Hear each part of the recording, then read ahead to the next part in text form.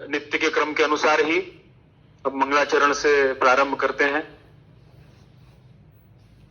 नमो भगवते तस्मै कृष्णायाद्भुत कर्मणे रूप नाम विभेदेन जगत क्रीडति यो यतः मदनम काम रूपेण स्त्री भावाद भावितो हरिः मोहन मूल रूपेण अवतीर्ण सेव्य एव स यत्कृपालवमाश्रित्य तत्प्रसाद पद्मावती मनोमोदम घनश्याममहं भजे।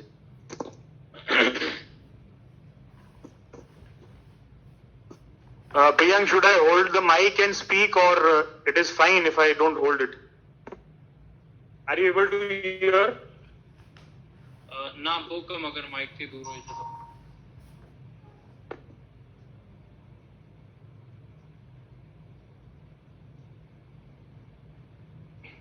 हेलो। हाँ, it's fine. હવે પકડીને શું છે ને રાખું છું, it's better. ओके।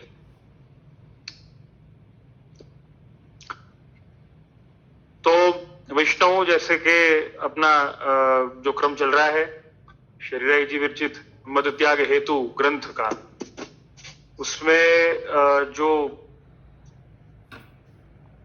प्रश्न हैं जो अपने श्रोताओं ने पूछे हैं, एक के बाद एक मैं सभी के पहले मैं आज एक वैष्णव अपने मेघाबेन मेहता हैं, उन्होंने एक प्रश्न है ना पूछा था,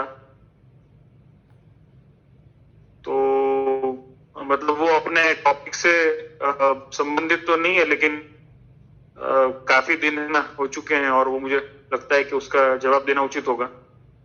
तो उन्होंने प्रश्न किया है, जे जे इन आवर हाउस सखड़ी भोग ठाकुर जी नहीं रोको, सो इन दैट केस साक्षी ने कहा वैसे सब कुछ समर्पित करके कैसे लिया जाए, ये उनका प्रश्न है।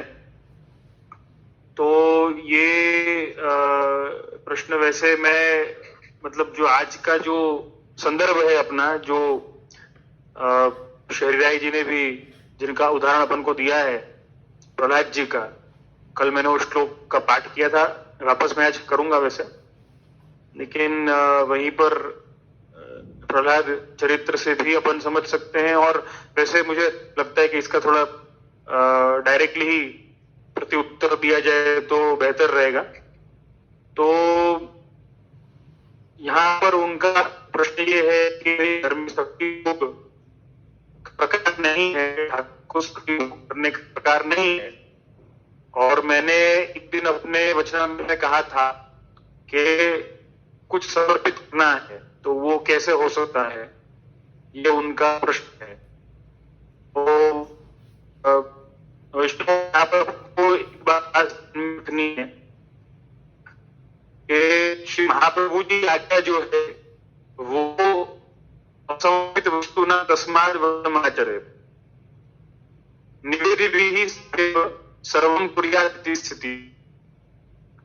यहाँ पर ये बात श्री महाप्रभु जी अपनाते, और श्री महाप्रभु जी की आज्ञा अगर अपन विचार करते जाए, okay, voice is not clear.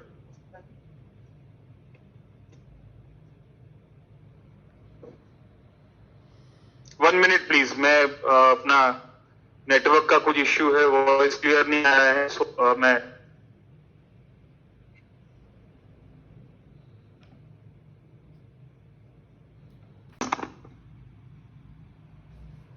Okay.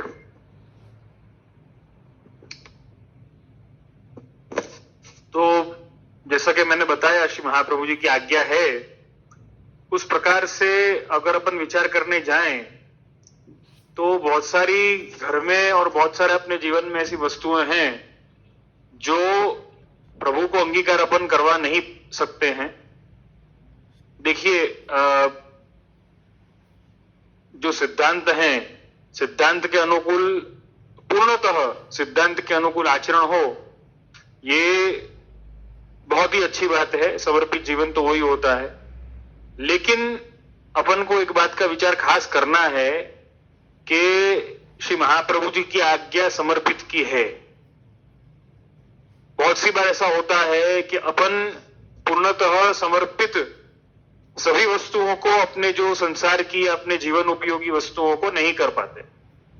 ये पॉसिबिलिटी बनती है बहुत सी बार, लेकिन वहां पर देखो, दो शब्द को हमेशा ध्यान में रखना है। एक शब्द है समर्पित, दूसरा शब्द है प्रसादी। वैष्णव की हर एक वस्तु, वैष्णव के जीवन की हर एक वस्तु जो है वो समर्पित हो सकती है, लेकिन हर एक वस्तु जो है वो प्रसादी नहीं हो सकती। इस बात का अपन को बहुत ध्यान देना है। अगर ऐसी कोई परिस्थिति है कि सखड़ी भोग की आज्ञा नहीं है, वैष्णव सभी से ये बात मैं खास कहना चाहूंगा कि अपन ऐसा कहते हैं कि मेरे घर पर सखड़ी भोग के ठाकुर जी हैं, मिश्री भोग के ठाकुर जी हैं, अनसखड़ी की आज्ञा के ठाकुर जी हैं, इत्यादि इत्यादि जो भी है ना प्रकार हैं। मैं इस बात को बहुत स्पष्ट ना कर देना चाहता हूं। आजकल के समय में मैंने दो प्रकार के मत सुने हैं। एक मत ऐसा है, मैं मत नहीं कहूंगा, मत तो श्री आचार्य जी का है, मत तो सिर्फ श्री महाप्रभु जी का है ना, चलता है। बस केवल मैं ये कहूंगा कि अलग अलग विचार हैं, वो मत के अनुसार अलग अलग विचार चल रहे हैं। पहला विचार ये है कि भाई अगर भगवत सेवा घर में बधराई है तो पूर्ण रूप से समर्पित जीवन जीना है। ये तो भाई आशय सभी का होता है, लेकिन सखड़ी भोग ही धरना है, चाहे जो भी कुछ हो, चाहे जो भी परिस्थिति हो, लेकिन भोग सब कुछ है ना धरना है। जो आप लेते हो वो आपको भोग है ना धरना।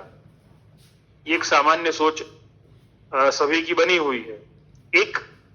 मैं एक विचार की बात कर रहा हूं। ये विचार भी संप्रदाय में जोर शोर से प्रचारित किया जाता है। दूसरा विचार ये है कि भाई अगर अनुकूलता ना हो तो केवल मिश्री भोग है ना धरनी है ठाकुर जी को, और कुछ नहीं करना है, लेकिन सेवा छोड़नी नहीं।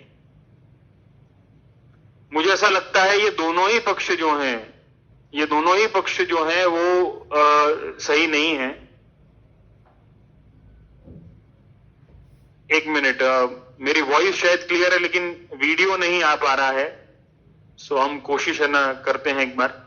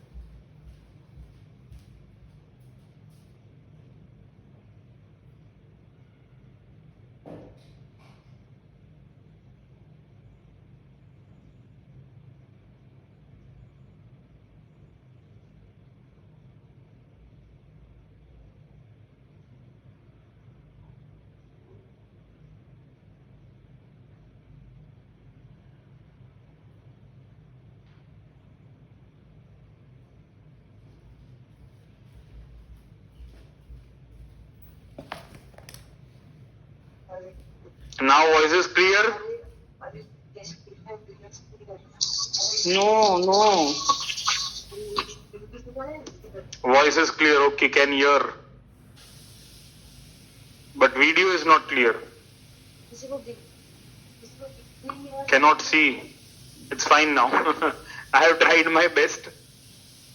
And video नहीं आ पा रहा, it's fine.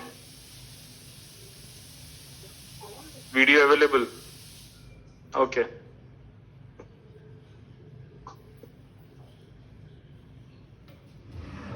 मुझे लगता है अब सबके अपने अपने नेटवर्क के इश्यूज होंगे, ये एक पॉसिबिलिटी हो सकती है।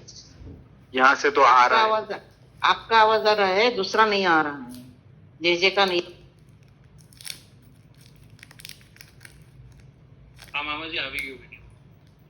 Okay, video is visible to you now? Yeah, video And audio? Audio clear. Okay. Someone is okay, yes, both clear. Now it's fine. मुझे लगता है सभी अपने अपने नेटवर्क चेक है ना कर लें तो भी अच्छा रहेगा, क्योंकि पर्सनली भी सबके नेटवर्क्स में कोई इश्यू हो सकता है। तो समर्पित और प्रसादी की चर्चा है ना चल रही थी। सभी वस्तुएं वो जीवन की एक वैष्णव के समर्पित हो सकती हैं, और सभी वस्तुएं समर्पित तो हो सकती, लेकिन सभी वस्तु प्रसादी नहीं हो सकती। ये अपन को बहुत दृढ़ता पूर्वक इस बात को समझना पड़ेगा। और महाप्रभु जी की आज्ञा जो है वो समर्पित की है, प्रसादी की नहीं है। तो प्रसादी कौन सी वस्तु हो सकती है जो भगवत सेवा में अंगीकार करी जा सके? देखो, भगवत सेवा में अपने यहां पर ऐसी व्यवस्था है, सेवा का प्रकार ऐसा है कि अपन लगभग हर एक वस्तु प्रभु को अंगीकार करवा सकते हैं। लेकिन बहुत सारी वस्तु ऐसी हैं जो आजकल के समय के अनुरूप अपन अंगीकार नहीं करवा सकते। मैं एक उदाहरण के तौर पे आपको है ना बताता हूं। जैसे कि पहले ऐसा प्रकार था कि ये आप जो देख रहे हैं ना, मेरा ऊपरना जो मैंने ओढ़ा हुआ है, अभी स्क्रीन पर जो है आपको दिख रहा होगा, जिन लोगों को भी दिख रहा है उनको। अब पहले ऐसा है ना प्रकार था कि ये ऊपरना ओढ़ने का जो प्रकार है, ये प्रभु के शैया जी की ओढ़नी होती थी। उष्ण काल में रंगीन ओढ़नियां प्रभु के शैया जी में, मतलब राजभोग के पीछे अनवसर काल में ओढ़नी उड़ाई जाती है, या फिर आप उसको चादर भी नाम दे सकते हैं। अपने यहां पर प्रणालिका में ऐसा उल्लेख है, रंगीन चादर आवे। तो दोपहरी के अनवसर में, राजभोग पश्चात के अनवसर काल में प्रभु के शैया जी के ऊपर रंगीन चादर आती। रंगीन चादर राजभोग पीछे के अनवसर में पूरी शैया जी पर आती है, और जब प्रभु पौड़ते हैं शैया जी पर, मतलब शयन के पश्चात, तो शयन के पश्चात वो चादर जो होती है, वो रंगीन चादर, वो आधी आ जाती है, और पूरी सफेद चादर प्रभु के मस्तक को भी ढक करके उड़ाई जाती है। ऐसा प्रकार था। तो ऊपरना का कितना सहज प्रकार था एक, कि ऊपरना कौन सा आएगा, तो कहे कि पहले प्रभु को अंगीकार हो और फिर अपन है ना धराएं, ऐसा प्रकार था। आज भी है, प्रकार नहीं है ऐसी बात नहीं है, आज भी है वो अलग प्रकार। लेकिन आज के परिप्रेक्ष्य में अगर अपन देखने जाएं तो बहुत से ऊपरना अपन ओढ़ते हैं, बहुत सी वस्तु अपन ऐसे धारण है ना करते हैं। अब जैसे कि मैंने ही अभी जो ऊपरना ओढ़ा हुआ है, ये प्रत्यक्ष रूप से प्रभु को प्रसादी हुआ है ऐसा नहीं है, प्रभु को प्रसादी नहीं हो पाया है, लेकिन मैंने ओढ़ने के पहले इसमें समर्पित की भावना की है कि भाई ये समर्पित है, क्योंकि मैं ये ऊपरना ओढ़ करके और सेवा में भी जा सकता हूं, तो भी तो वो समर्पित हो गया ना। प्रभु ने धराया हो तो उसको प्रसादी कहा जा सकता है, लेकिन वो ओढ़ करके भगवत संबंधी चर्चा, भगवत सेवा, भगवत कार्य, भगवत गुणगान इत्यादि कोई भी प्रकार से वो भगवत समर्पित हो सकता है। देखो, मुख्य बात यह है अपन अपना अनुसंधान कितना है। अनुसंधान का अर्थ आपको मैं समझाऊं तो कोई भी कार्य करने में या कोई भी वस्तु के उपयोग करने में अपना प्रेजेंस ऑफ माइंड प्रभु के प्रति कितना है, वो महत्व की बात। वो अपने यहां पे वार्ता जी में भी उल्लेख है ऐसे बहुत सारे कि भाई वो तो भगवत कार्य के लिए जाते, तो कहा कि भाई नशा है ना करवाओ इनको। कीर्तनकार थे, मुझे लगता है धोंधी थे या शायद तानसेन, वो थोड़ा अभी मुझे स्मृति में नहीं है ना आ रहा है वो बात को। वो जो वार्ता जी जो है, वो प्रसंग जो है वो, तो वो आपको याद हो तो आप है ना बता सकते हैं, आप में से कोई। तो अभी वो मेरे स्मृति में नहीं है, लेकिन वो कोई कीर्तनकार थे अपने पुष्टि भक्ति मार्ग के। तो वो जब कीर्तन है ना कर रहे थे तो उनको टोका गया कि भाई तुम नशा है ना करके, अफीम है ना खा करके, नशा तुम है ना करके कीर्तन करते हो, तो ये तो सही नहीं है, नशा छोड़ दो और कीर्तन गाओ तो वो अच्छी बात है। तो उन्होंने छोड़ दिया, और छोड़ने के बाद में और कीर्तन गाना प्रारंभ किया तो वो राग जो है वो सही बैठा नहीं, सुर नहीं लगा ठीक से। तो वापस है ना आज्ञा करी कि नहीं ये काम है ना करो, तुम्हारा नशे के बिना तुम्हारा काम चलने वाला नहीं है, तो तुम एक काम करो, तुम तो नशा करके गाओ। अब देखो मेरे कहने का तात्पर्य ऐसा नहीं कि नशा करो, लेकिन कहने का तात्पर्य यह है कि प्रभु सुख के लिए अपने समर्पित जीवन के लिए अपन को किस किस ढंग से अपन को रहना है। तो कहा कि कोई भी कार्य जो है वो अगर प्रत्यक्ष रूप से भगवत कार्य में लगता ना हो तो वहां पर अपन को विज्ञप्ति करनी है, वहां पर समर्पित होने का भाव रखना है। अब अपनी प्रॉब्लम यहीं पर आती है, अपन ने प्रसादी और समर्पित का भेद नहीं समझा है, और समझे बिना अपन ऐसा है ना मान रहे हैं ऐसा कि भाई ये वस्तु प्रभु को समर्पित नहीं हो सकती। प्रभु को समर्पित जूते भी हो सकते हैं। कैसे? वो जूते पहन के अपन भगवत कार्य के लिए जाए तो वो भी है ना समर्पित हो जाएंगे कि ये देखो ये ना जूते जो हैं इनके कारण मैं आज ये भगवत कार्य कर पाया, ऐसी भावना अगर रखी जाए तो वो भी है ना समर्पित हैं। समर्पित क्यों नहीं है? वो भी है ना समर्पित हो सकते हैं। और बहुत सी बार तो ऐसा होता है कि अगर आपने, जैसा कि मैंने आपको उदाहरण दिया, प्रभु के प्रसादी वस्त्र कोई ओढ़े हुए हैं, प्रभु की शैया जी की प्रसादी चादर ओढ़ी हुई है, और आप भगवत कार्य के लिए नहीं जा रहे हो, आपका चित्त जो है वो भगवानमय नहीं है, सेवामय नहीं है, आपका चित्त कहीं और है, तो वो प्रसादी ओढ़ी हुई भी, ओढ़नी जो होगी, वस्त्र जो होगा, तो वो भी असमर्पित कार्य के लिए आप गए तो वो उसका कोई उपयोग नहीं, उसका कोई मूल्य नहीं।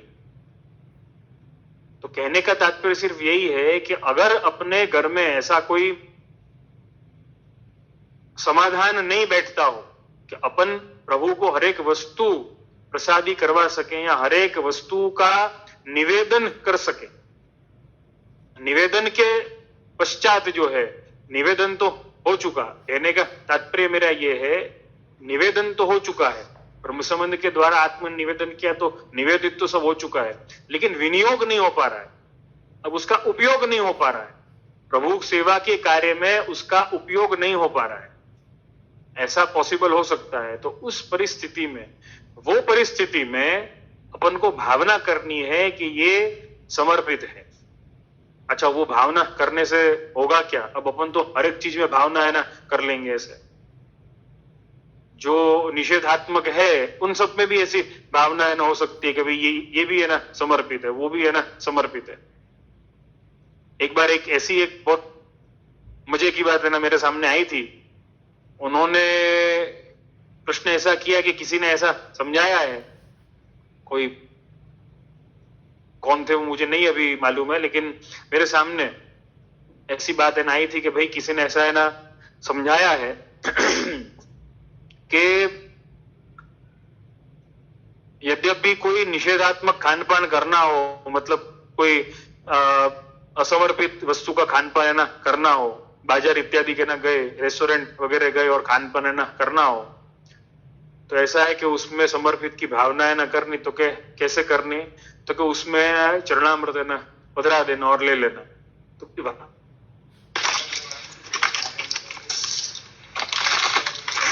पधराने से भी वो तो प्रसादी नहीं माना जाएगा।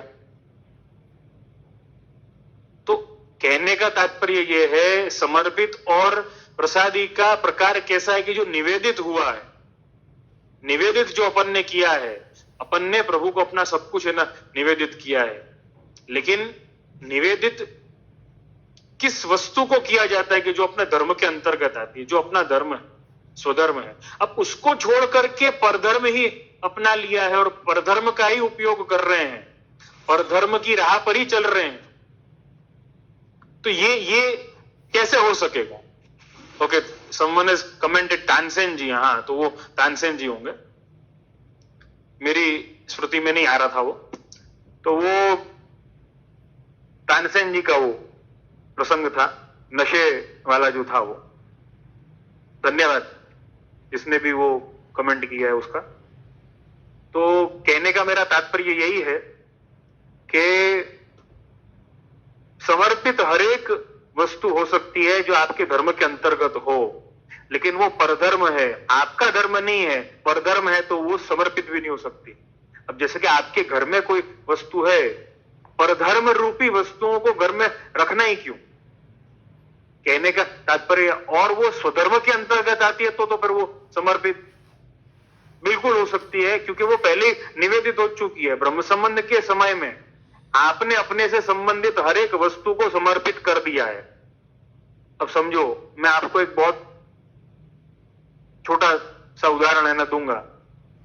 अब ऐसा होता है कि निषेधात्मक वस्तुओं का सेवन अगर किया जाता है, जैसे कि शराब है, सिगरेट है वगैरह, अपन ऐसा, अभी मैं एक उदाहरण के तौर पर बता रहा हूं, अब अपन ऐसा माने कि भाई इसको कैसे है ना समर्पित किया जाए, या फिर वो तानसेन जी वाला प्रसंग वहां पर है ना कनेक्ट किया जाए कि भाई अगर नशा नहीं है ना करेंगे ना तो सेवा नहीं हो सकेगी, तो भाई एक काम करो, नशा है ना करते हैं अपन। देखो, तानसेन जी वाला जो प्रसंग जो है उसकी बात एकदम अलग है। उनका तो भगवत सेवा में ही चित्त था, वो अहर्निश भगवत सेवा, भगवत गुणगान ही करते थे। उनका चित्त भगवत गुणगान से हट करके और नशे में नहीं है ना जाता था, नशा साथ में चलता था, इतना है। अब अपना क्या, अपना उल्टा है, चित्त तो नशे में है और भगवत गुणगान साथ में है ना चल रहा है, वो तकलीफ। यहां पर मुख्य पहलू जो है वो भगवत गुणगान है, भगवत सेवा है, भगवत कार्य है, भगवत समर्पण है। और मुख्य कल्प के तौर पे भगवत गुणगान को मानना है, भगवत कार्य को मानना है, और गौण कल्प के तौर पे अपन को उस अन्य वस्तु को मानना है। अब मेरे कहने का तात्पर्य आप है ना समझ रहे होगे। प्रायोरिटी अपन को किस चीज को देनी है, भगवत कार्य को देनी है, भगवत सेवा को देनी है, भगवत गुणगान को देनी है। जब अपन प्रायोरिटी अपन देंगे तो निश्चित ही वो समर्पित हो जाएगा। जैसे कि नहीं, अपन बहुत सी बार ऐसा होता है, अपने घर में आज कोई भोजन में कोई ऐसी वस्तु बनी है कि जो अपना कोई आत्मीय हो, उसको बहुत प्रिय हो, लेकिन वो कहीं बाहरगांव हो या वो कहीं दूर हो, तो अपन को तुरंत उनकी याद आती है, तुरंत उनका मतलब उनकी स्मृति अपन को आती है कि देखो ये वाली वस्तु जो आज है ना बनी है, तो वो आज नहीं है लेकिन उसको तो बहुत अच्छी लगती है, उसको याद करके बनाई अपन ने, उसको याद करके खाई अपन ने। ये अपन बोलते भी हैं कई बार, जो अपना आत्मीय जन हो उसको बताते भी हैं अपन ऐसा। तो समर्पण का तात्पर्य जो है वो यही है। यद्यपि मैं तो सभी को यही बात है ना कहूंगा जो महाप्रभु जी क्या क्या है, समर्पण और समर्पित जीवन, समर्पित जीवन को ही जीना है अपन को, समर्पित जीवन ही जीने की अपन को आज्ञा है। लेकिन कोई परिस्थितिवश अगर ऐसा होता है कि कई वस्तुओं का विनियोग नहीं करवा पा रहे हैं भगवत सेवा में, तो उनको भी समर्पित भाव से अपने आसपास में रखें। अपन को सबको यही बात है ना समझनी है, जो चीज समर्पित नहीं हो सकती है उसको अपने आसपास में आसक्त भाव से न रखें। आज के परिप्रेक्ष्य में कहूं, आज की भाषा में अगर कहूं तो जो समर्पित न हो सकती हो, अनासक्त भाव से रहना माने क्या, आसक्त भाव से रहना माने क्या। जो आज अनासक्त भाव की आज्ञा श्री महाप्रभु जी कर रहे हैं, उसका आज शब्द वही आ गया, सोशल डिस्टेंसिंग वाला, कि भाई अपन को तन से तो उनसे दूर रहना ही है, मन से भी उनसे दूर रहना है अपन को। देखो, आप किसी वस्तु को समर्पित नहीं कर पा रहे हो, उसका विनियोग नहीं कर पा रहे हो, लेकिन उससे आसक्ति भी जोड़ रखी है इतनी सारी। अब आसक्ति जोड़ने के बावजूद आपके द्वारा उसका विनियोग नहीं हो पा रहा है, समर्पित नहीं हो पा रहा है, समर्पण नहीं हो पा रहा है, तो क्या होगा।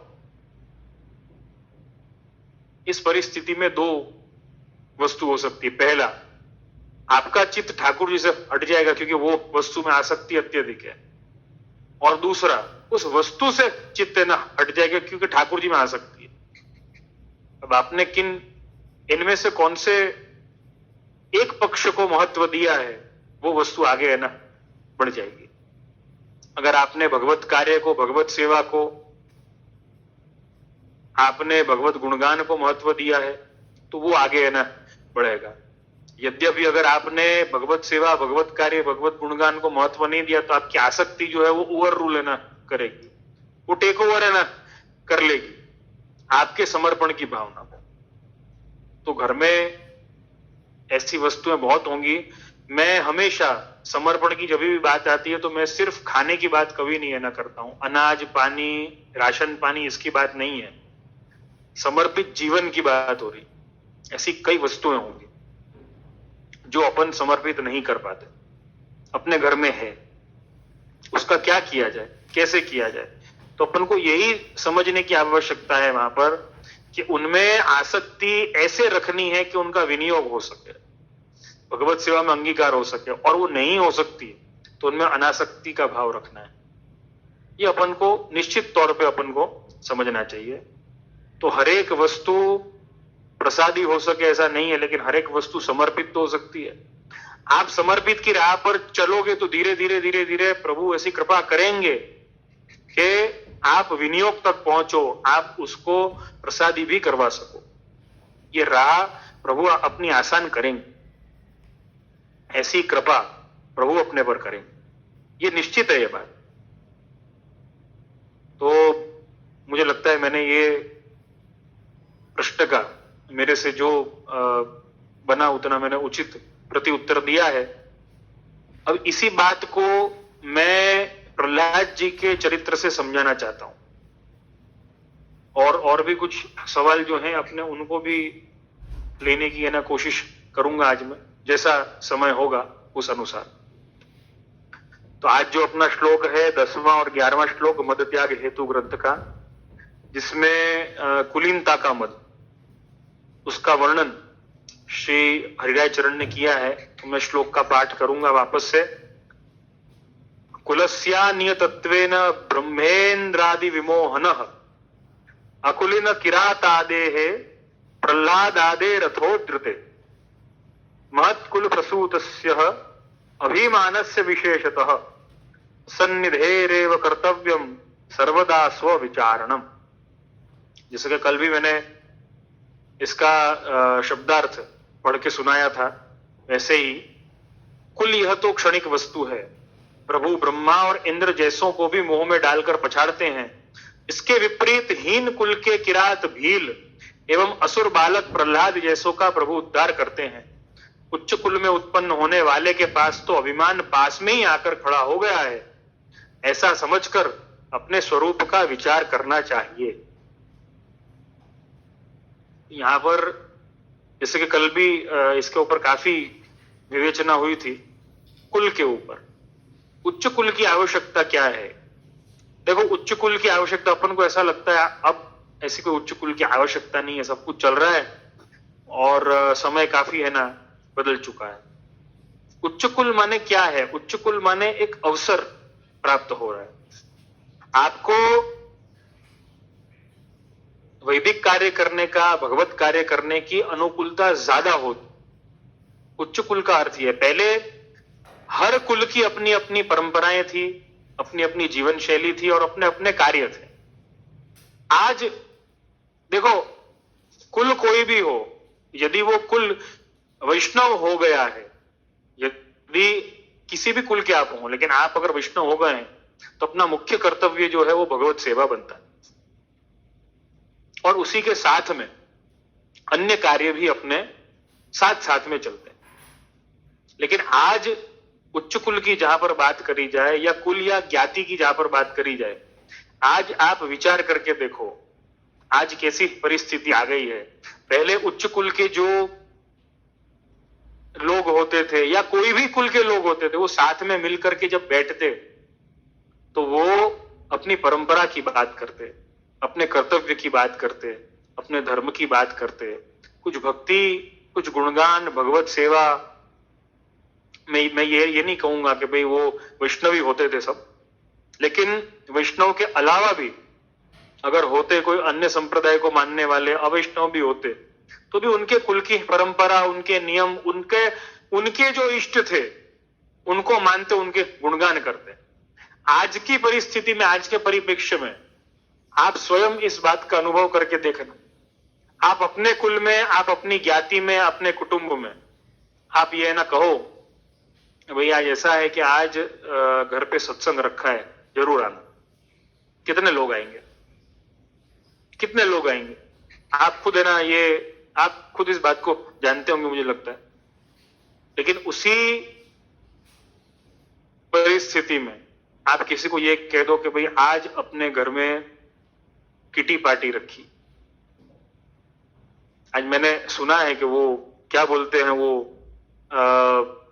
कई कुटुंब, कई कुल, कई ज्ञातियों में ऐसा वो सिस्टम है ना रखा है। वो मैं बहुत अच्छी तरीके से शब्द नहीं है ना जानता हूं उसका, किटी ही शायद वो शब्द है मुझे लगता है। तो उसमें ऐसा होता है कि समझो आपने वर्ष के कुछ 5,000 रुपये दिए हैं, हर महीने किसी एक जन की है ना किटी निकलेगी। और जैसे कि अब 10 जन हैं तो मतलब 5-5 हजार है ना करके 25,000 है ना हो जाएंगे, उसके 50,000 है ना वीसी कहते हैं। ओके, तो उसको वीसी है ना कहते होंगे। मेरा थोड़ा ज्ञान इस बारे में थोड़ा कम है।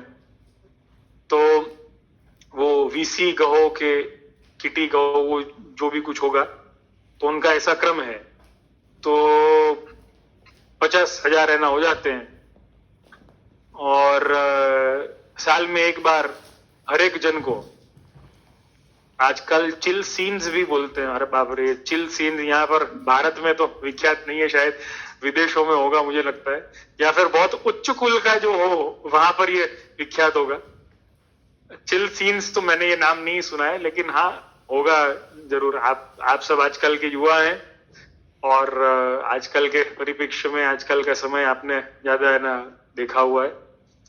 तो वो चिल सीन्स जो हो, वीसी जो हो, या जो किटी जो हो, वो निकलती है। आप कहो किसी को कि भाई हमारे साथ में वीसी में ज्वाइन हो जाओ, चिल सीन्स में ज्वाइन हो जाओ, किटी में ज्वाइन हो, तुरंत हाँ पड़ दे भाई 5,000 है ना देने हैं और साल में अपन को 50,000 जो है वो हो गए सबके इकट्ठे, और अपन को तो मिलने वाले हैं, अपने अपन को तो फायदा ही है ना होने वाला, कोई नुकसान तो इसमें है नहीं। ऐसे करके 50,000 इकट्ठे ना किए और सबका उसमें से निकल भी गया, एंटरटेनमेंट भी हो गया और उसमें सब कुछ हो गया। लेकिन यही संदर्भ में अगर अपन किसी को कहें कि भाई हमने सत्संग रखा है, प्रभु का मनोरथ है ना रखा है, कोई अलौकिक कार्य है ना रखा है, उसमें कितना है ना सहयोग आपको मिलेगा? आप खुद आप विचार करके, उसमें कितना सहयोग अपन को ना मिलेगा?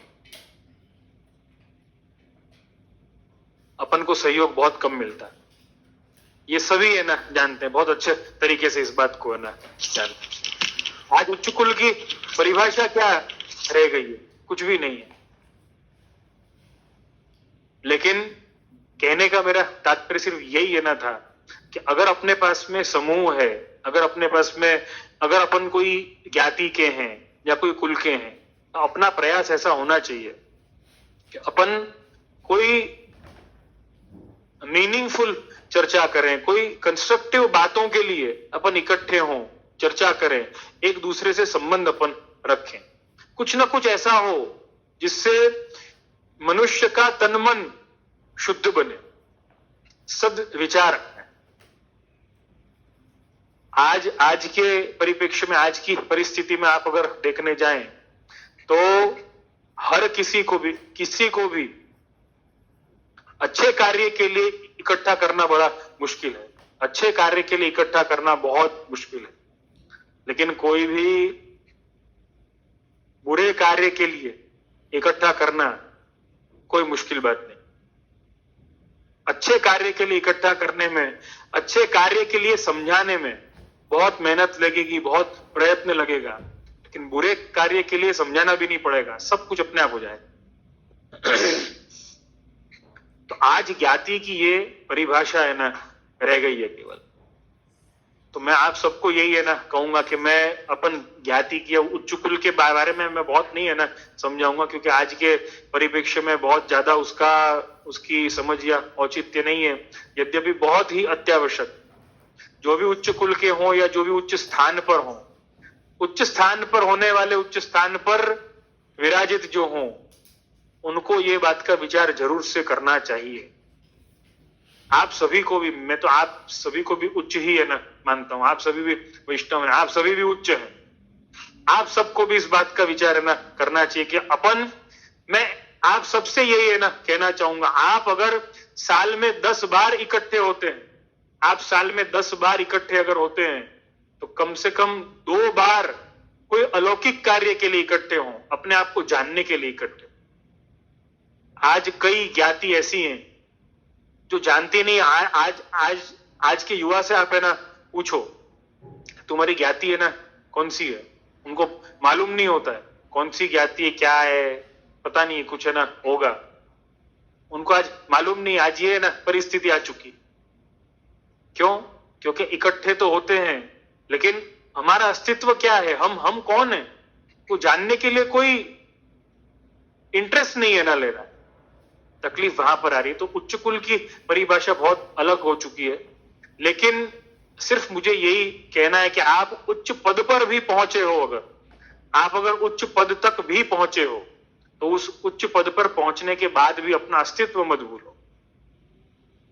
यहां पर श्री हृदय चरण जो आज्ञा कर रहे हैं, उसके अनुसार देखो, उच्च पद तो दिया।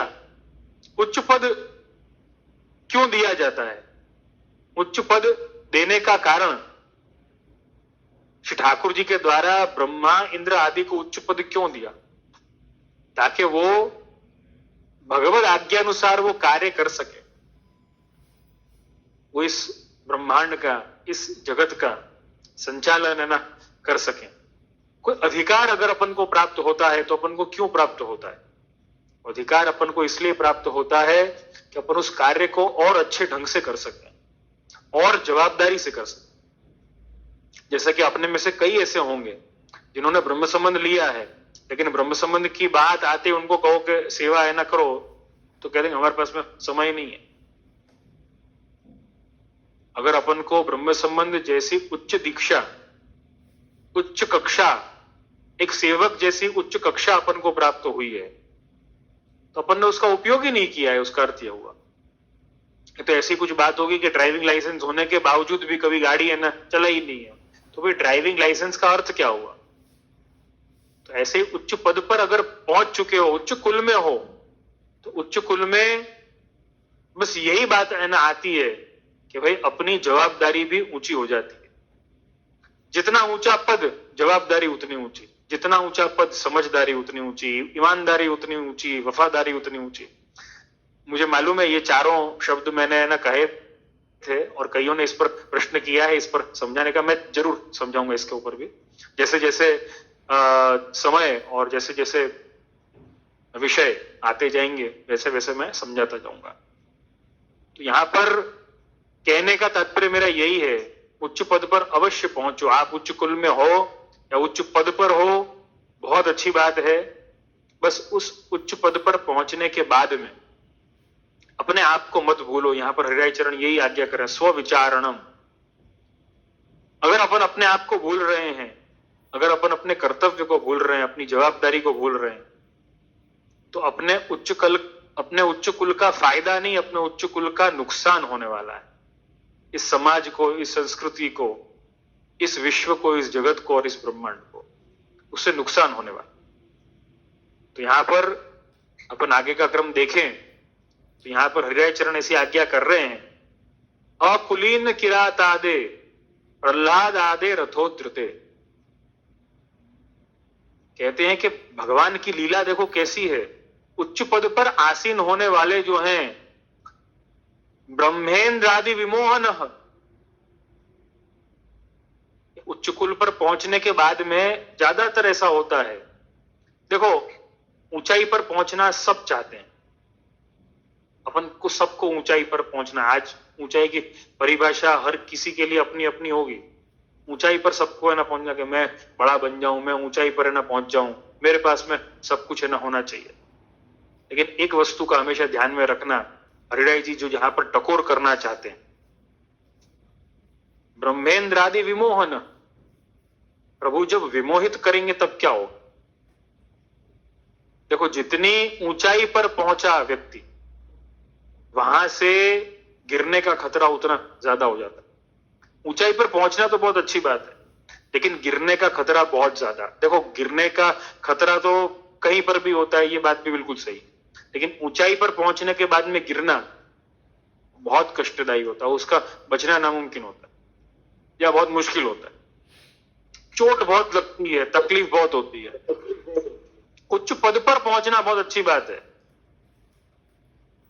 लेकिन यहां पर शरीराय चरण समझा रहे हैं, ब्रह्मेंद्र आदि विमोहन, ब्रह्मा इंद्र आदि को उच्च पद तो दिया, वापस विमोहित भी कर लिया, मोह में भी डाल दिया। उच्च पद जब तक अपने सेवा कार्य के लिए हो, अपने कर्तव्य के लिए उच्च पद हो, अपनी जवाबदारी के लिए जब तक हो, तब तक तो बहुत अच्छा है। लेकिन वो उच्च पद जो है वो अपने रवैये में आ जाए, वो अपने एटीट्यूड में आ जाए, अपनी वाणी में आ जाए, अपने विचार में आ जाए, अपने व्यवहार में आ जाए, तब बहुत तकलीफदायी बन जाता है। उच्च पद तो बहुत अच्छी बात है, लेकिन ब्रह्मेंद्र आदि विमोहन यहां पर हरिराय चरण आज्ञा कर रहे हैं। विमोहित जब करेंगे तब क्या होगा? तब अपन को अपना विवेक रखना पड़ेगा। जितना व्यक्ति ऊंचा उतना ही उसको ज्यादा विवेकी बनना पड़ता है। ये बहुत महत्व की बात,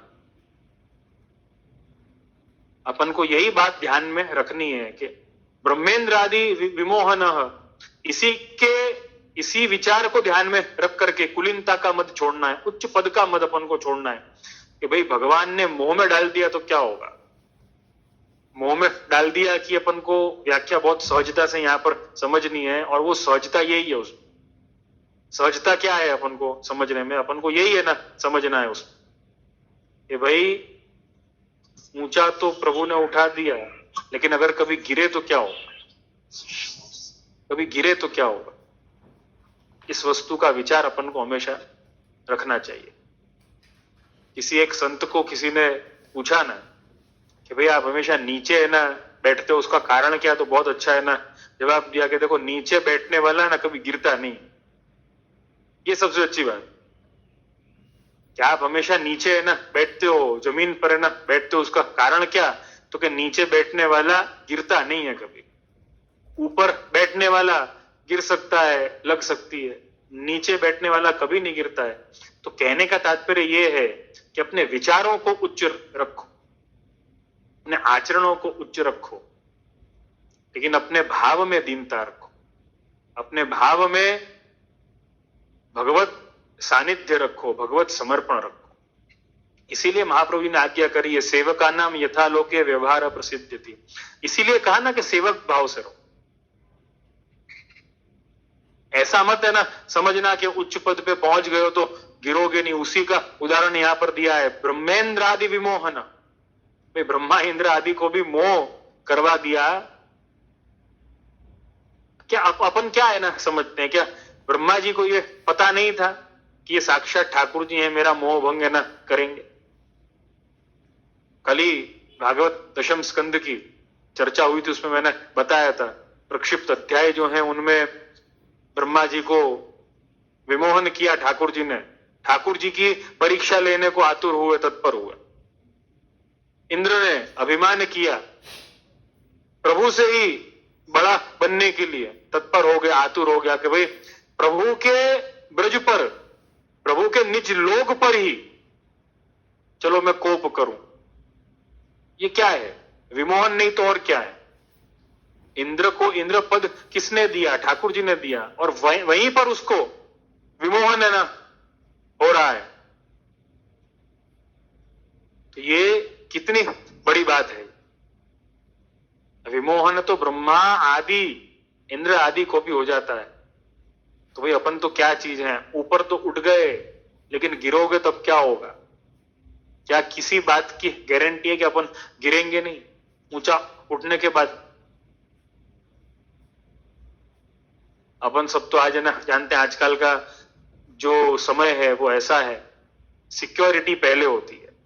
आप कितना सिक्योर्ड हो, आप कितना सेफ हो, कितने सेफ और कितने सिक्योर्ड हो, उसके हिसाब से ही कोई आगे स्टेप लिया जाता है।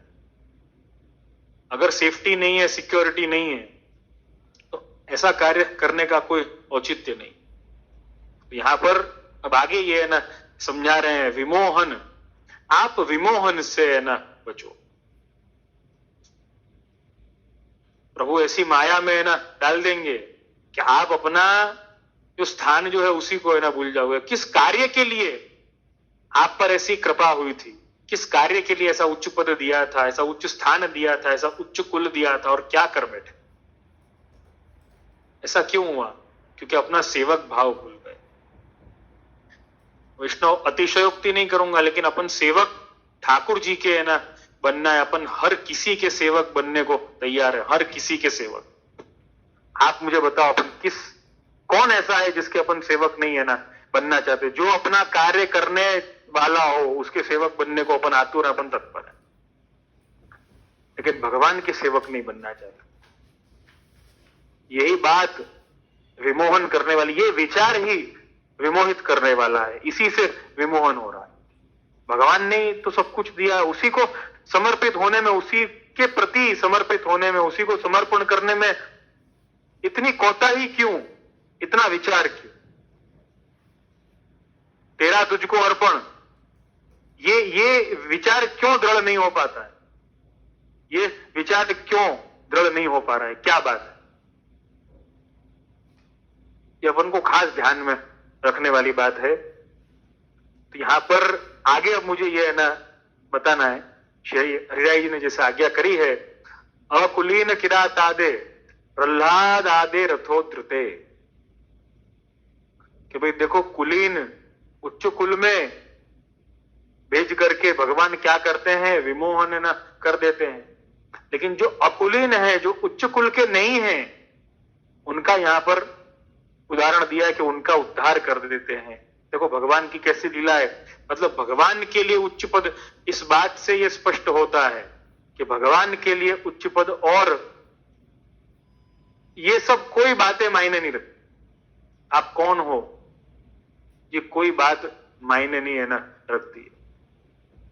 बस अपन को ये विचार रखना चाहिए कि भाई हम क्या हैं, इस बात का विचार अपन को रखना है। और यहां पर शरीराय चरण आप समझाते हैं, इसके विपरीत हीन कुल के किरात, भील एवं असुर बालक प्रहलाद जैसों का प्रभु उद्धार करते हैं। अब मुझे यहां पर बहुत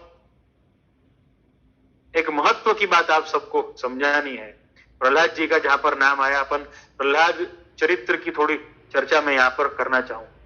पहली बात जो अपने दिमाग में बैठी हुई है कि मैं एक अच्छा वैष्णव नहीं बन सकता। क्यों नहीं बन सकता? क्योंकि मेरी परिस्थिति ऐसी, मुझे कोई सपोर्ट नहीं है, मुझे कोई साथ नहीं है, मेरा कुल भी कोई वैष्णव कुल नहीं रहा है, तो मैं कैसे अच्छा वैष्णव न बनूंगा? भाई देखो, जो अच्छे अच्छे वैष्णव उनको तो बहुत सपोर्ट है, इसलिए वो अच्छे है ना वैष्णव, उनको तो बहुत साथ है, उनको उनके परिवार का सपोर्ट है, परिवार में अनुकूलता है, घर में साधन संपन्नता है, इसलिए वो अच्छे वैष्णव है, इसलिए अच्छी सेवा कर पा रहे हैं। ये सामान्य तौर पर अपने दिमाग में बैठी हुई बात। कहते हैं ना कि एक प्रसंग इस पर याद आया, वो एक राज्य था, एक थोड़ा अस्पष्ट है, मैं रिकॉल कर रहा हूं उसको। हाँ, एक राज्य था और उस राज्य के राजा, उसकी पत्नी माने रानी, उसका एक हार जो है वो खो जाता है। कहते हैं वो रानी जो स्नान है ना कर रही थी और हार ऐसा रखा हुआ था, और पक्षी कोई है ना आया बड़ा सा, और वो पक्षी वो हार उठा करके और ले गया। उसको ऐसा लगा कोई खाने की चीज ना होगी, वो हार बहुत कीमती हार था और वो ले गया। पक्षी ने क्या किया, एक पेड़ पे चढ़ गया पेड़ पर है ना बैठा हुआ था, वो पेड़ पर उसने बहुत कोशिशें न करी, वो हार ले गया, रानी का हार था वो ले गया, और वो रानी का हार ले जा करके पेड़ पर जाके बैठ गया, और पेड़ पर बैठने के बाद में उसने बहुत कोशिश करी वो हार को खा जाऊं, मतलब उसको ऐसा लगा होगा कोई खाने की वस्तु है, तो उसने खाने का प्रयत्न किया। अब हीरे जवाहरात उसमें लगे हुए थे, खा नहीं पाया। अब उसको ऐसा हुआ कि भाई मालूम नहीं क्या है चीज, पक्षी ने वहां पर ही वो हार छोड़ दिया। अब रानी को जैसे ही मालूम हुआ कि हार मेरा गायब है ना हो गया, हार मेरा चोरी है ना हो गया है, तो उसने राजा से बात कही। राजा ने कहा कि ये तो भाई बड़ा बहुत कीमती हार था, ये कैसे है ना चला गया, तो कि ये तो मालूम नहीं है। तो राजा ने घोषणा है ना करवा दी राज्य में पूरा कि भाई जो भी हार है ना ढूंढ करके लाएगा उसको बहुत अच्छा इनाम दिया जाएगा। घोषणा हो गई, सभी लग गए उस हार को ढूंढने के लिए। राज्य के जो मंत्री थे, राजा के जो सेवक थे, नौकर चाकर वगैरह सब लग गए। कोई एक सिपाही था, उसने देखा कि वो हार है ना वो एक गांव के, राज्य के एक गांव के एक गंदे पानी में पड़ा हुआ है। पानी गंदा था लेकिन उसमें दिख रहा था कि वो हार है, बड़ा गंदा है ना पानी था उसमें। उसने देखा कि उसमें वो हार पड़ा हुआ है। सिपाही को भी लगा कि भाई हम भी आज इनाम में ना मिल जाएगा तो चलो अपना भी है ना जीवन सफल हो जाएगा। तो उसने क्या किया, वो गंदे पानी में कूद गया। गंदे पानी में ना कूद गया, बहुत ढूंढा नहीं मिला। किसी ने आकर के पूछा कि भाई यहाँ कहाँ है ना ढूंढ रहे हो, तो कि इधर ही हार था अभी मैंने देखा। और 4 जन उसमें ना कूद गए, सब गंदे हो गए क्योंकि पानी है ना गंदा था, सब गंदे हो गए, एक के बाद एक सब गंदे होते है ना चले गए। मंत्री कूदे, सेवक है ना कूदे, राज्यवासी सब है ना कूदे, ग्रामवासी सब है ना कूदे, उस गंदे पानी में सब है ना कूद गए, सब गंदे हो गए। सबको हार है ना दिखता कि यहाँ है यहाँ है यहाँ है, लेकिन हाथ में नहीं आता। हाथ में लेने जाएं, दिखे और पकड़ने जाएं, इतनी देर में हार है ना गायब हो जाए। सबको आश्चर्य हो कि ये क्या हो रहा है। राजा इतने में आए, राजा ने है ना सुना कि भाई देखो ये वाला हार तो यहाँ है। राजा आए दौड़ते दौड़ते, बहुत कीमती हार था। राजा ने है ना सोचा कि भाई देखो ऐसा है, ये लोगों को अगर मिल जाएगा तो इन लोगों को इनाम है ना देना पड़ेगा बहुत सारा। इससे अच्छा ये कि मैं कूद जाऊं एक बार, मुझे है ना मिल जाए शायद हार, तो इनाम देने से भी है ना बच जाएंगे।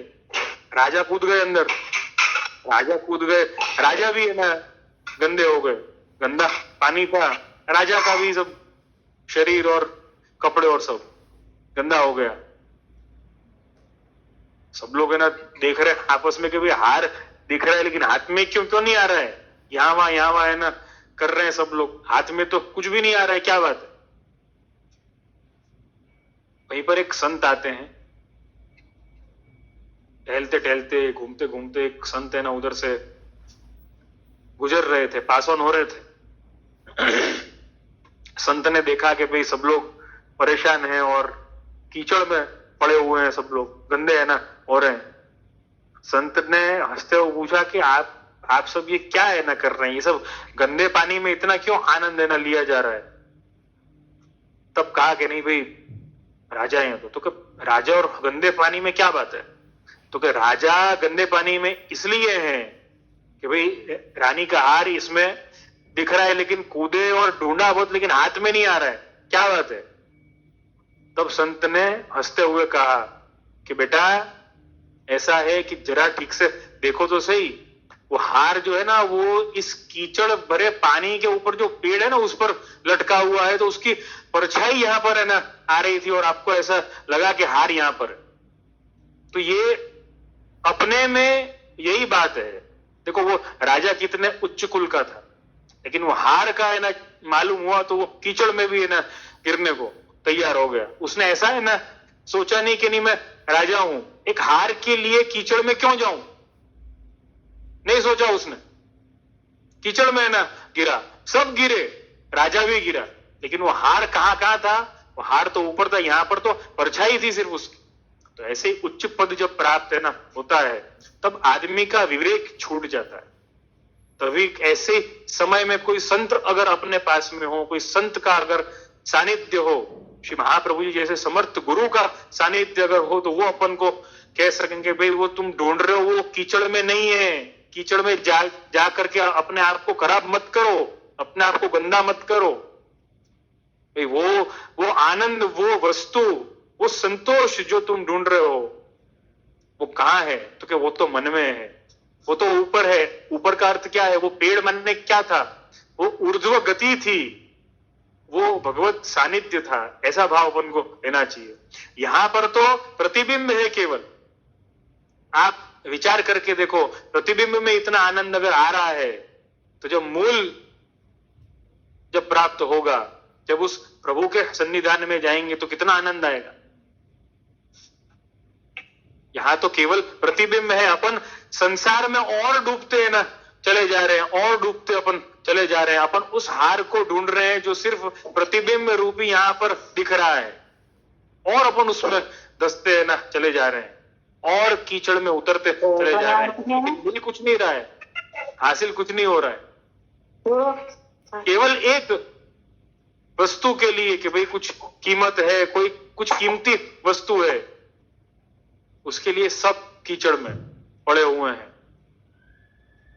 उच्च कुल के भी और जो भी कोई आप बोलो सब। लेकिन यहां पर कितनी अच्छी बात है, शरीराई जी अपन को है ना समझाते हैं, शरीराई जी अपन को है ना बताते हैं, अकुलीन किरात आदे प्रहलाद आदे रथोत्रते। देखो कोई कुल के भी हो, देखो प्रहलाद जी की बात मैं यहां पर समझा रहा था कि अपन को जब ऐसा लगता है कि भाई मेरे पास में साधन संपत्ति नहीं है, सुविधा नहीं है, मेरा तो कोई वैष्णव कुल भी नहीं, मुझे कौन सपोर्ट करेगा, मैं कैसे सेवा करूंगा? प्रहलाद जी का स्मरण करना, प्रहलाद जी जैसे भक्त का स्मरण करना। प्रहलाद जी तो आप विचार करके देखो, प्रहलाद जी तो असुर बालक थे, उनका पिता तो असुर था, राक्षस था। हिरण्यकशिपु राक्षस है, उनका बेटा प्रहलाद है। असुर होकर के भी वो जानते हैं कि भाई मेरे पिता, मेरा कुटुंब कोई भी प्रभु को कभी नहीं मानने वाला। चलो माने नहीं वो तो ठीक है, लेकिन शत्रु बना बैठा है। तो भी भक्ति तो ऐसी वस्तु है कि वो तो किसी वस्तु को, किसी चीज का विचार नहीं करती, केवल और केवल भगवत गुणगान एक उसके आंतर मन में दृढ़ है, उसके अलावा कुछ भी नहीं। प्रहलाद जी को मालूम है कि मैं जिस कुल में पैदा हुआ हूं वो तो बिल्कुल कीचड़ है, वहां से उस कीचड़ से उठ रहे हैं भगवत गुणगान करके।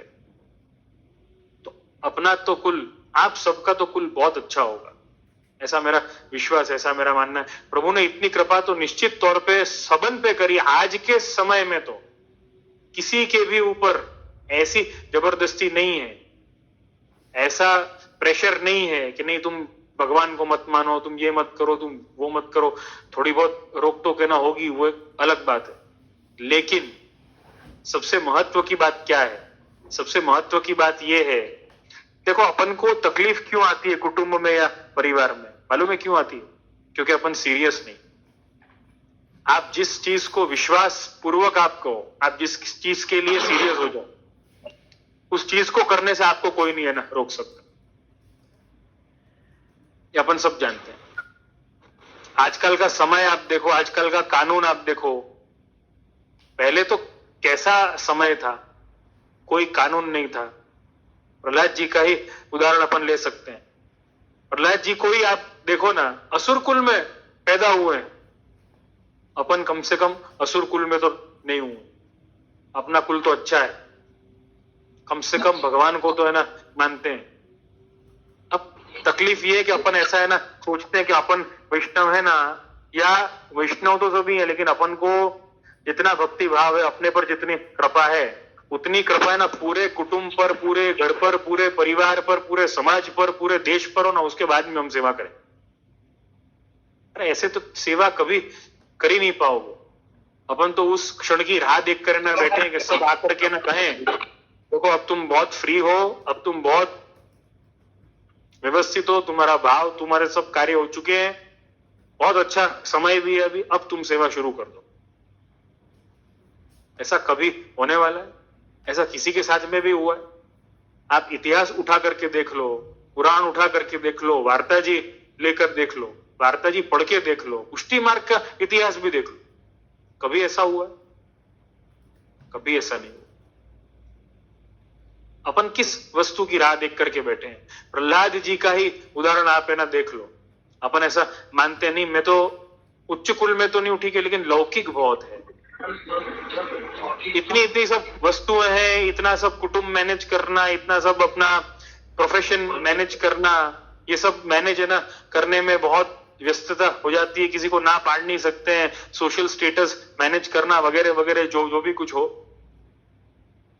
मुझे उस बात का भी जवाब बहुत सुंदर श्रीमद् भागवत में, भागवत का 7वां स्कंद, अपन प्रमाण अनुसार बात करेंगे, भागवत जी का 7वां स्कंद है और 10वां अध्याय है। मेरे सामने अभी श्रीमद् भागवत विराजमान है। आपको एक श्लोक है ना पढ़ के सुनाता हूं, उसका अर्थ है ना समझाना चाहूंगा आप सबको, बहुत जरूरी है, बहुत ही आवश्यक है।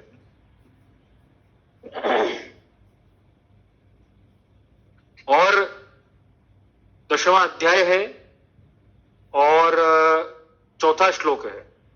उसके पहले का जो अध्याय है, 9वां अध्याय जो है, उसमें प्रहलाद जी द्वारा, प्रहलाद जी और भगवान नरसिंह जी का संवाद है।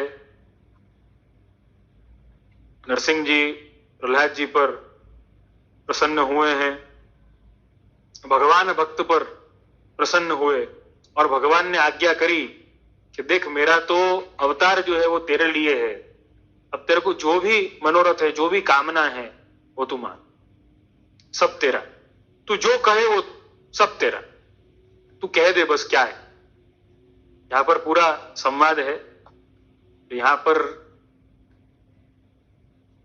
10वां अध्याय जो है 7वें स्कंद का, वो नारद उवाच, नारद जी के कथन से शुरू हो रहा है। भक्ति योगस्य तत्सर्वम अंतरायात यार भकः मन्यमानो ऋषिकेशम स्मयमान उवाच।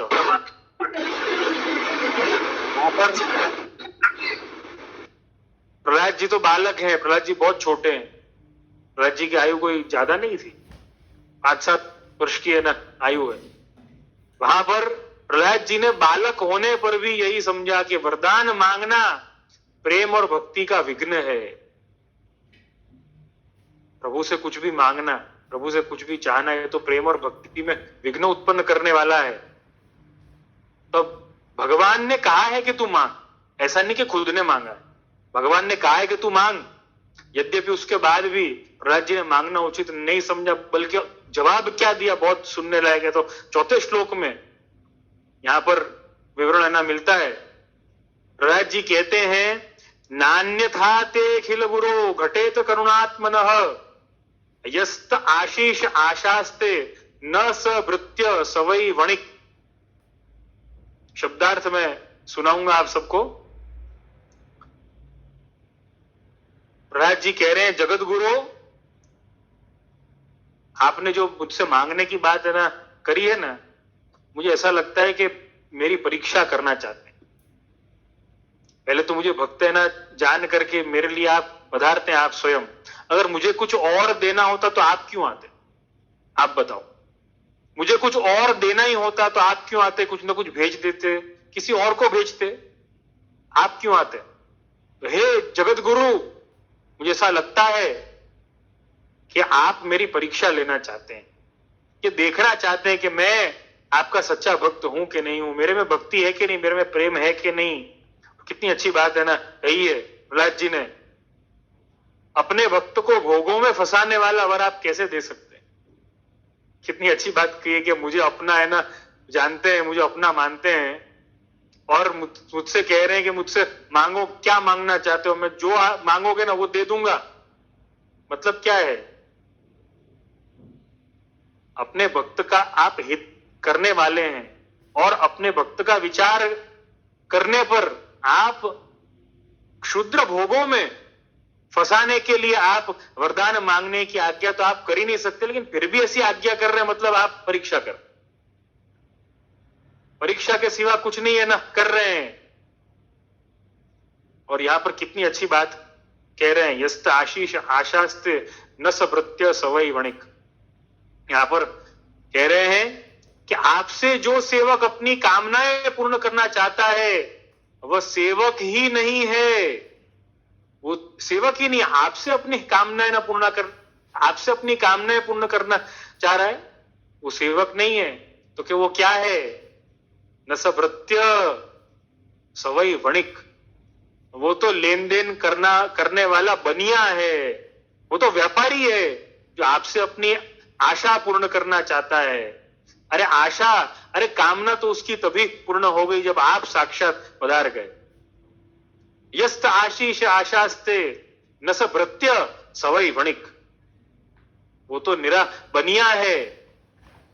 और फिर आगे प्रहलाद जी कितनी अच्छी बात है ना, समझाते हैं। यहां पर 7वें श्लोक में ये वर्णन प्राप्त है ना, हो रहा है, कामानाम रद्य संरोहम भवतस्तु वृणेवरम। कितनी अच्छी बात है ना, बताते हैं, हे मेरे वरदान शिरोमणि स्वामी, अरे आप तो वरदान देने में, आप तो आशीर्वाद देने में सबसे आगे हैं, आप तो सबके स्वामी हैं आप। लेकिन आप अगर मुझे कोई वरदान देना चाहते हैं तो यही वरदान दीजिए कि मेरे हृदय में कभी किसी कामना का बीज अंकुरित न हो, कभी कोई कामना ही ना आए। सिर्फ कामना आए तो आपकी आए कि आप, मैं आपका बनूं, बस सिर्फ यही कामना है। देखो कितनी बड़ी बात है, मैं आपका बनूं। देखो पुष्टि मार्ग यही है, मैं आपका बनूं। पुष्टि मार्ग ये नहीं कि आप मेरे बनो, पुष्टि मार्ग ये है मैं आपका बनूं। पुष्टि जीव जो है वो कभी ये नहीं है ना पूछता, प्रभु मैं तो आपका हुआ, आप मेरे हुए कि नहीं हुए, मैं आपका बनूं। ये पुष्टि मार्ग है, यही भक्ति योग है।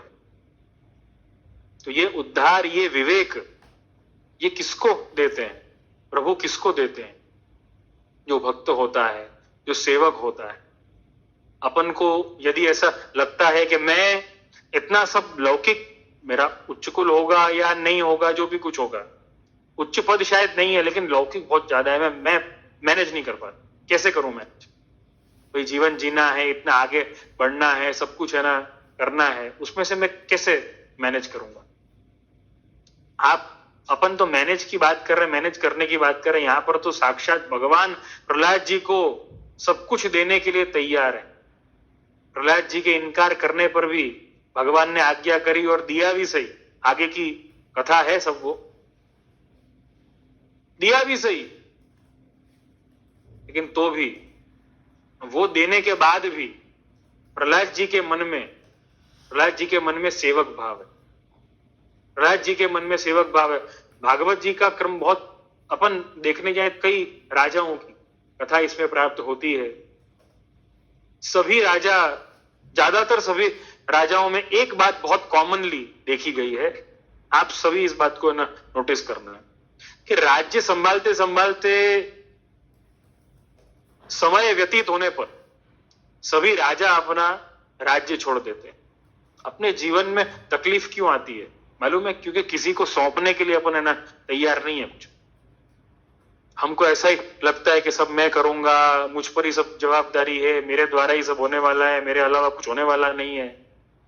तो कहे यहां पर कितनी अच्छी बात श्री हृदय चरण समझाते हैं, महत् कुल प्रसूतस्य अभिमानस्य विशेषतः। भगवान जब अपन को कोई वस्तु दे देते हैं तो क्या है, सबसे बड़ी बात यह है, जैसे है ना, देखो फूल के साथ में कांटे तो है ना देते ही, ऐसे ही उच्च कुल दिया, उच्च पद दिया, या कोई साधन संपन्नता दी, कोई संपत्ति दी, उसके साथ में सबसे बड़ी चीज क्या देंगे? अभिमान। अभिमान का चांस बहुत ज्यादा है। मैंने जैसे कि कहा कि ऊंचाई तो दे दी, लेकिन गिरने का चांस बहुत ज्यादा है। ऊंचाई देने के बाद भी गिरने का चांस बहुत ज्यादा हो जाता है। तो अभिमान साथ में देंगे, सत्ता साथ में देंगे, अभिमान साथ में देंगे। अभिमान ना आए उसके लिए क्या करना है? अभिमान ना आए उसके लिए ही समर्पण करना है।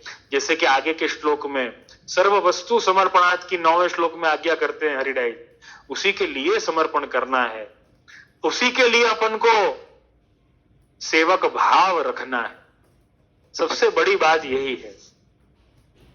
उच्च पद पे तो बैठ गए, लेकिन जब नीचे गिरोगे तब क्या होगा? इससे अच्छा नीचे ही है ना, बैठो ना, सबसे अच्छी बात। भले कार्य जो भी कुछ हो, अपने आता है ना 84 विष्णु की वार्ता में, काशी के शेठ पुरुषोत्तम दास उस समय के बहुत माने हुए श्रीमंत, बहुत माने हुए पैसे वाले थे। मुझे लगता है आजकल के अंबानी और टाटा से भी है ना बड़े होंगे। काशी राज्य के है ना फाइनेंसर थे, और वो गौ सेवा अपने हाथ से है ना करते, वार्ता जी में उल्लेख है। भगवत सेवा अपने हाथ से है ना करते, वार्ता जी में उल्लेख है। महाप्रभु जी पधारते, महाप्रभु जी की सेवा में तत्पर खड़े रहते। ये सेवक भाव, आप जैसे कि मैंने कहा ना कि देखो कितनी अच्छी बात है, अपना शास्त्र कितना उदात्त है, कितना उदार है। पता है ब्राह्मण के लिए ऐसी आज्ञा है शास्त्र में कि ब्राह्मण जो है राजा क्षत्रिय हो ना तो उसको हाथ जोड़े। क्यों? राजा है इसलिए, राज्य है ना कर रहा है, वे उसका राज चल रहा है, उसको हाथ जोड़े, पहले उसको हाथ जोड़े। राजा होने के नाते उसको हाथ जोड़े। अगर राजा जो है वो खड़ा होके और ब्राह्मण को, गुरु को प्रणाम करे, तब उसको ब्राह्मण या गुरु आशीर्वाद भी, हाथ भी जोड़ने और आशीर्वाद भी देना, दोनों बात। ब्राह्मण को, गुरु को केवल ऐसा नहीं कि उसको आशीर्वाद देना, उसको तो हाथ भी जोड़ने पड़ेंगे। उच्च कुल प्राप्त अगर है, उच्च पद अगर प्राप्त है, तो हमको झुकना भी उतना ही है। हमको झुक करके और अन्य को उठाना है। देखो किसी को भी उठाने के लिए अपन को झुकना पड़ेगा, किसी को उठाना चाहते हैं तो उच्च, जितना व्यक्ति उच्च हो उसमें इतनी सद्भावना होनी चाहिए कि वो दूसरों को उठा सके। ये उच्च कुल की बहुत आजकल के लिए बहुत व्यवस्थित परिभाषा है, अपन को सबको ध्यान में रखनी चाहिए। उच्च पद प्राप्त हुआ, धन संपदा प्राप्त हुई, इसके कारण तो अभिमान पास में आके खड़ा हो गया। इससे अच्छा यह है कि उच्च पद का विचार, उच्च कुल का विचार अपन न करें, लेकिन उच्च भावों का विचार करें, उच्च विवेक रखें, उच्च सेवक भाव रखें, उच्च समर्पण का भाव रखें। ये सबसे बड़ी बात अपने लिए। कहा ना कि ये जो ज्ञाति है, ये जो उच्च पद है, ये जो पावर है, जो भी कुछ है, आजकल दो वस्तु के लिए उसको उपयोग किया जाता है। अंग्रेजी के शब्द हैं सप्रेस या इंप्रेस।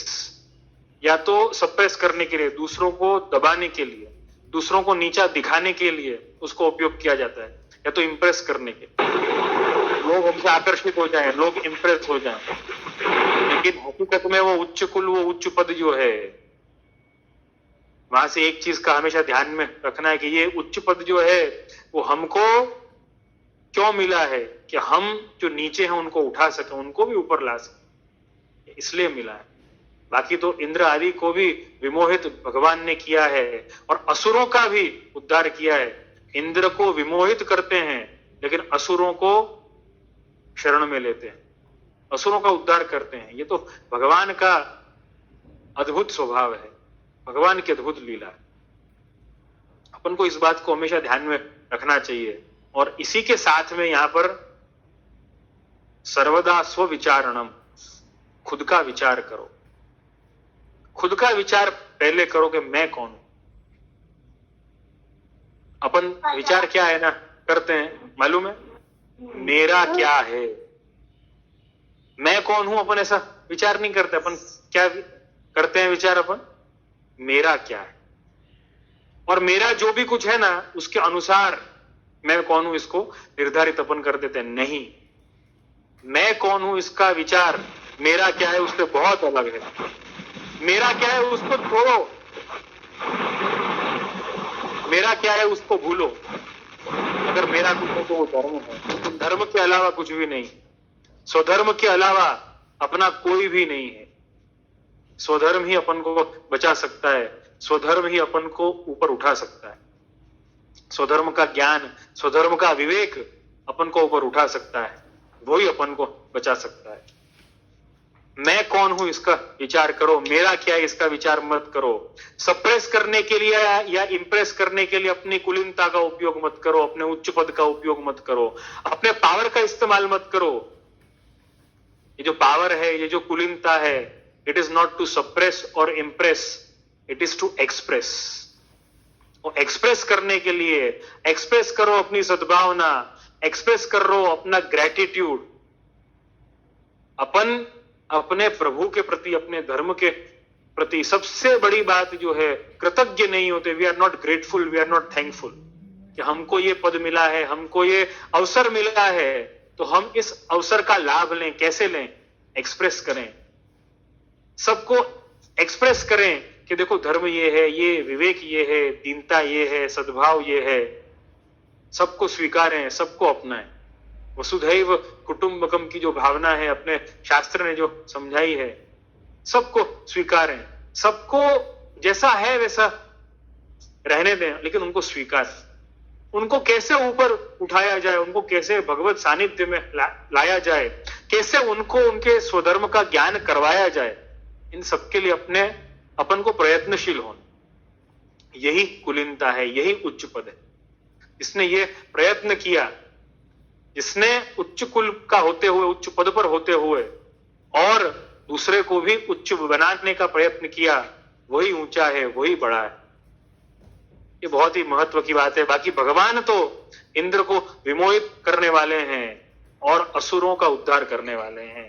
अब इसमें उच्च बनना या नहीं बनना, अब अपन ऐसा समझेंगे भी तो फिर उच्च बनने का क्या फायदा। अपन एक काम करते, अपन कुछ करते ही नहीं, अपन तो नीचे हैं, अपन तो हीन है, तो हीन ही है ना रहते हैं। सबसे बड़ी बात यह है, हीनता के कारण आपको कुछ करने की इच्छा ही समाप्त हो जाएगी, और उच्च बनने के बाद में आप कुछ कर ही नहीं सको, क्योंकि उच्च है। ये करूंगा तो वो हो जाएगा, वो करूंगा तो वो हो जाएगा। और हीनता अगर है तो कुछ करने की इच्छा नहीं, मैं क्या कर सकता हूं, मैं क्या कर सकता हूं। अगर आप अपने आप को हीन नहीं और दीन मानेंगे ना, सबसे बड़ी बात यह है, व्यक्ति भले छोटा हो लेकिन उसका भाव बड़ा हो।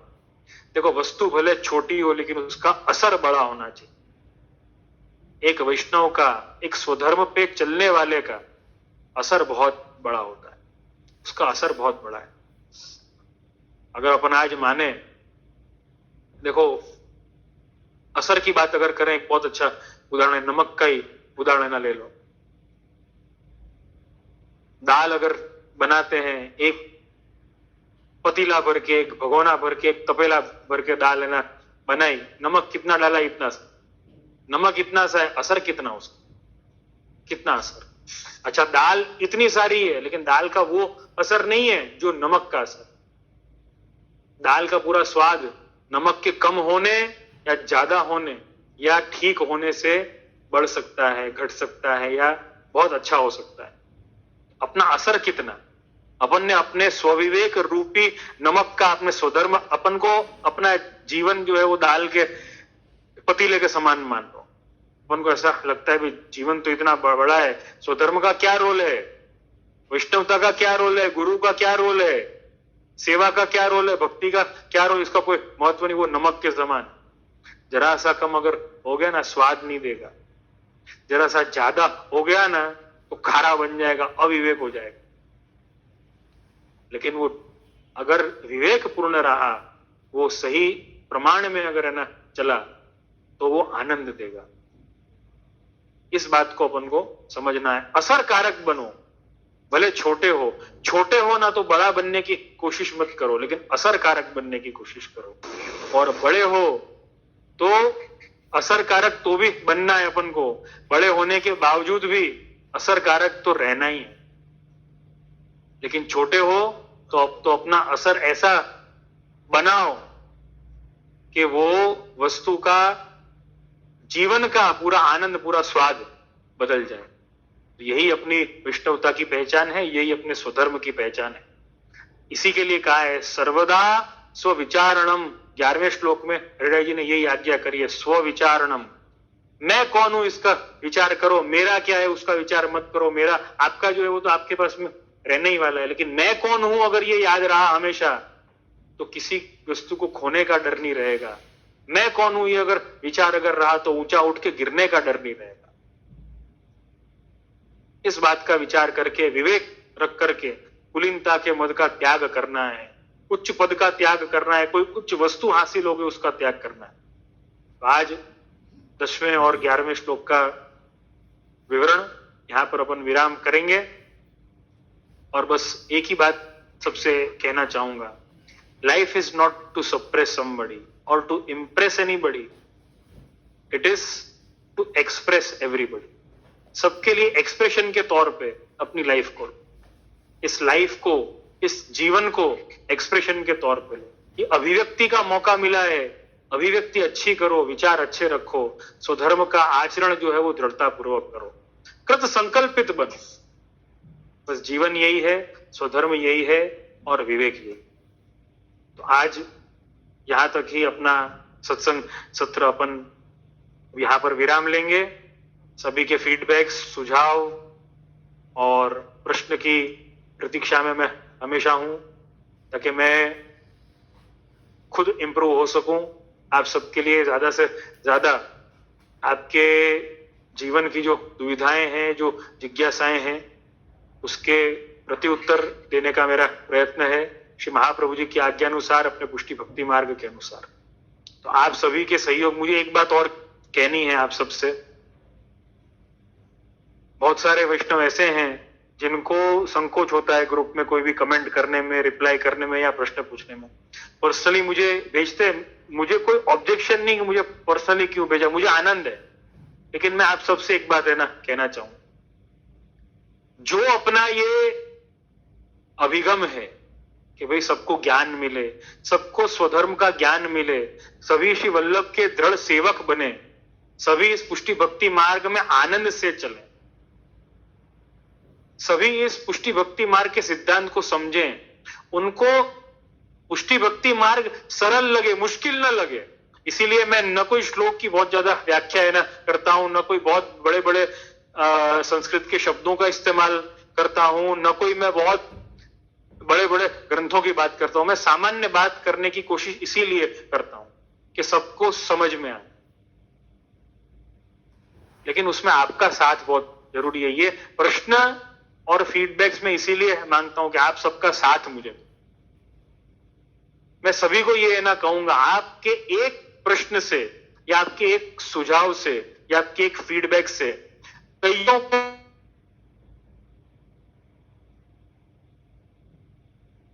होगा। शायद अपन को ऐसा लगेगा कि इतनी छोटी बात बोलना कितना बुरा लगता है, कोई बात नहीं, मैं स्वीकारने के लिए तैयार।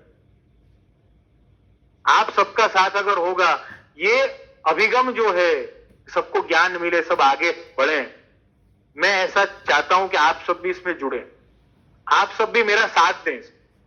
सिर्फ मैं ही ना अकेला ना रहूं, आप सब मेरा साथ दें, अपन सब मिल करके।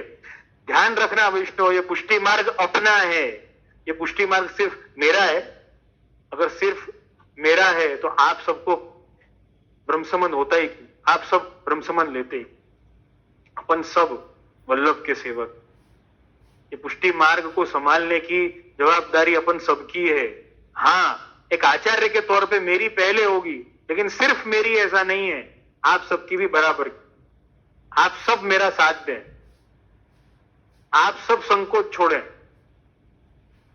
आप सब आपकी जो जिज्ञासा हो उसको प्रकट करें, आप सब भी आगे आए, आप सब भी मेरा साथ दें। ये तो सिर्फ एक वस्तु है, सिर्फ यहां पर प्रश्न और फीडबैक और जिज्ञासाएं प्रकट करने की बात, लेकिन हर स्टेप में मुझे आपका साथ चाहिए, तभी ये पुष्टि मार्ग। देखो, अपन अपने घर में तो स्वधर्म को संभालते ही हैं, अपन घर में तो सेवा कर ही रहे हैं, लेकिन पुष्टि मार्ग को कैसे संभालेंगे? क्या पुष्टि मार्ग को केवल आचार्य कुल अकेला संभाल सकेगा? आपको ऐसा लगता है? ऐसा नहीं हो सकता है। आचार्य कुल के साथ में आप सभी का साथ उसमें बराबर कर दीजिए। आप सब उसमें बराबर के हिस्सेदार हों, आप सब हमारे साथ में है ना चले। हाँ, आचार्य होते हुए ये विवेक है कि हम आगे चलें, लेकिन आप सब हमारे साथ चलें। आप सब अगर पीछे है ना छूट गए तो आपको संभालने में हम आगे हमारी चाल है ना भूल जाएंगे। आप सब साथ में तो है ना चलो। आप सब भी एक हिम्मत से, एक लगन से, एक आनंद से, ये अभिगम है, ये अभियान है, इसके अंतर्गत आप सब भी हमारे साथ चलो। आप सबका साथ होगा तो मोदी जी ने कहा है ना सबका साथ और सबका विकास वाली बात है। आज अगर मैंने आज यही है ना विचार किया, देखो बीमारी के लिए लॉकडाउन अगर करते हैं ना तो तन स्वस्थ होता है। बीमारी के लिए लॉकडाउन किया तो तन स्वस्थ, लेकिन बिहारी के लिए, बिहारी मतलब ठाकुर जी के लिए, बिहारी के लिए लॉकडाउन किया किन बातों का? अविवेक का लॉकडाउन, पर धर्म का लॉकडाउन। अपने जीवन में इन बातों को ध्यान में अगर रखा तो मन का स्वास्थ्य प्राप्त होगा। अपने आप पर तो लॉकडाउन पहले से ही है, अपने आप पर तो ध्यान है, सेवा है, ये क्या है? लॉकडाउन ही तो है।